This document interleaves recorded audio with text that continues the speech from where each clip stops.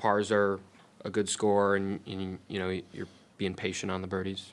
Yeah, I mean, I think that's a characteristic of most places we go. I feel like for me, I'm always trying to stay as patient as possible, whether or not we're shooting really low scores or shooting around par. I think always trying to plot my way around the golf course for sure.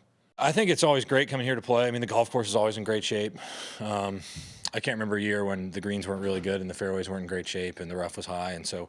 They always do a great job here, agronomy-wise, getting the course going, and it's a treat to be able to play in this tournament on Jack's golf course as well.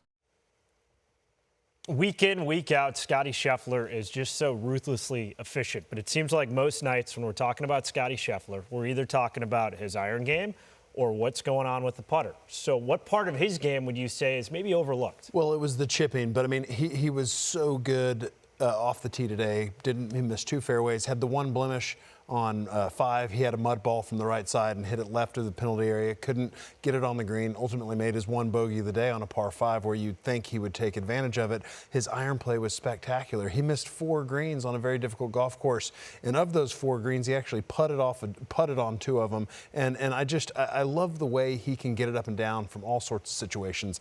It really, it's unfair to be this good at everything. And his putting was incredible today too. He was 17th, but let's look at his short game. Short-sided here on 8, tough par 3, downhill, deep bunker, and he's just a wizard when it comes to this. He seems to land the ball in the perfect spot all the time and just has these stress-free pars that keep these rounds going. We go ahead to 16, very awkward shot shape for him on this hole. He likes to play a fade. The wind's a little bit off the right, and I think this was an intentional miss, kind of viewing this front right section of fairway as part of this green. This hole has given players fits over the years since Jack redesigned it. And here, Scottie's so good with pitching the ball, but elects to take putter from well off the green, rolls it up there again to just 2 feet. So it's the way he goes about his round where he's just completely stress-free. The only stress he had was when he had a mud ball and hooked it 50 yards left of the green and sort of made a mess after that. But he makes it look so easy around the greens, and I'm blown away with all the different shots he hits, and I can't wait to see him next week at Pinehurst because it's a completely different test, and he's going to do the same thing over and over. It doesn't matter what kind of grass or if he's in the rough or bunker or fairway, he gets it up and down.